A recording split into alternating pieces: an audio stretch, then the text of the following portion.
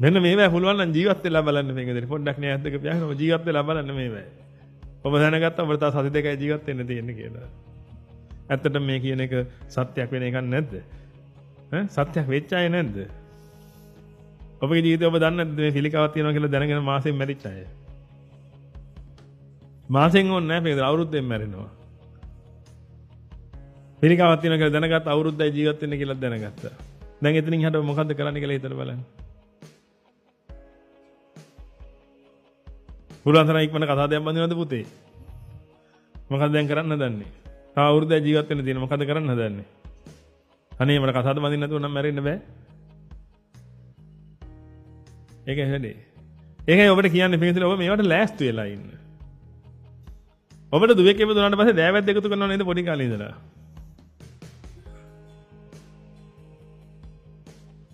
හොඳට හිතලා බලන්න මේකතුනේ. ඔබට දුවෙක් ඉපදිලා ඔබ දෑවැද්ද එකතු කරනවා ඒ දරුවාට අවුරුදු 25 දී කසාද බඳලා දෙන්න. එහෙනම් ඔබ දන්නවා අවුරුදු 25 දී දුව කසාද බඳලා දෙන්න ඕනේ කියලා. ඔබට කොච්චර විශ්වාසයි දුව කසාද බඳී කියලා? ඔබ මැරෙන බව කොච්චර විශ්වාසයිද ඔබට? ඒක කල්පනා කරනවද? කල්පනා කරලා කියන්න. දැන් ඔබගේ දුව කසාද බඳී කියලා කොච්චර විශ්වාසයක් තියෙනවද?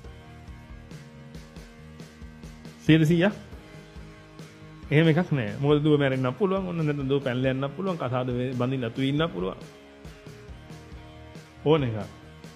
ඔබ මැරෙනවා කියන එක සම්බන්ධව 100%ක් විශ්වාසයි නේද වෙනකදී? නමුත් ඔබ කසාදෙට සල්ලි එකතු කරනවා නේද වෙනකදී මරණයට ලෑස්ති වෙන්නේ නැතුව?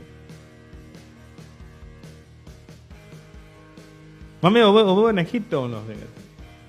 මේ අපි කරන්න හදන්නේ ඒකයි. පුළුවන් තරම් ඔබ අවදි කරවන්න. අවදි කරවල ඔබට පෙන්වන්න මෙන්න මෙහෙම එකක් තියෙනවා නේද? ඔබ දැන් අරකට සල්ලි එකතු කරනවා. දැන් ඔබගේ වෙඩින් එකට සල්ලි එකතු කරනවා. තරුණ දරුවෝ ඇති දැන් වෙඩින් එකට සල්ලි එකතු කරනවා මේ දවස්. ගෙයක් ගන්න සල්ලි එකතු කරනවා. මේ ඔක්කොටම සල්ලි එකතු කරනවා. හරි මොනවා හරි දේවල් කරනවා වෙනකදී.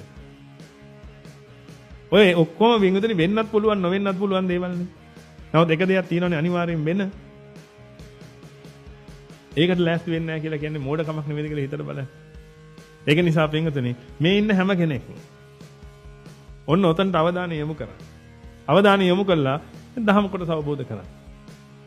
පටන් ගන්න ජීවිතේ. අලුතෙන් කවුරු හරි සම්බන්ධ වෙච්ච අය ඉන්නවා නම් පටන් ගන්න ජීවිතේ. තමන්ගේ ජීවිතේ කොච්චර දේවල් කරත් ඔය වකීමුතුකම් ඔක්කොම කරන්න. නමුත් තමන් වෙනුවෙන් කරන්න තියෙන ටික අමතක කරන්න එපා. පුළුවන් තරම් උත්සාහ කරන්න පින්වතුනි මේ ධහම තේරුම් අරගෙන මෙතනින් එහාට ඉස්සරහට යන්න. ඔබගේ ජීවිතේට යහපතක් උදා කරගන්න වෙන්නේ ඔන්න ඔතනින් විතරයි පින්වතුනි. ඔබ මේක තේරුම් ගත්තොත් ඔබ දිනුම්. ඔබ තේරුම් ගත්තේ නැත්නම් එතනින් එහාට ඉතින් කතා කරලා වැඩක් නැහැ. එතනින් එහාට ඔබගේ ලක් එක තමයි තියෙන්නේ. ඒ කියන්නේ 12 පිරිකරට දාලා 12 පිරිකර දෙන දවසට ඒක දැම්මා හැමදාම වගේ දාලා ඕකේ එල්ලුණොත් අර මෙහෙම ගස්සල විසි කරනවා පින්වතුනි කොහෙද හරි විසි වෙලා යන්න. එතකොට ඔන්න වලෙන් ගොඩට ආවා. දැන් කොහෙද ඉන්න තියෙන්නේ? ආයි වලට වැටෙනකම්. මේ ලැබිලා තියෙන්නේ මහඟු අවස්ථාවක්. මේක කොච්චරද කියලා කියන්න බැරි තරම් මහා වටින අවස්ථාවක් ලැබිලා තියෙන්නේ. මෙන්න මේකෙදි උත්සාහයක් දරන්න. ධහම තේරුම් අරගෙන කොහොම හරි මේ වැඩ පිළිවෙල කරගන්න. මේ ලෝකේ තියෙන ඇත්ත මොකද්ද කියන එක අපි ඔබට පෙන්වන්න. මේ පෙන්වන ටික ඔබ හරියට තේරුම් ගත්තොත් ඔබට මේ ලෝකේ අතහැරෙනවා. ඒකයි මම කියන්නේ අතාරින්න නම් එපා. අපි අතහැරවල දෙන්න.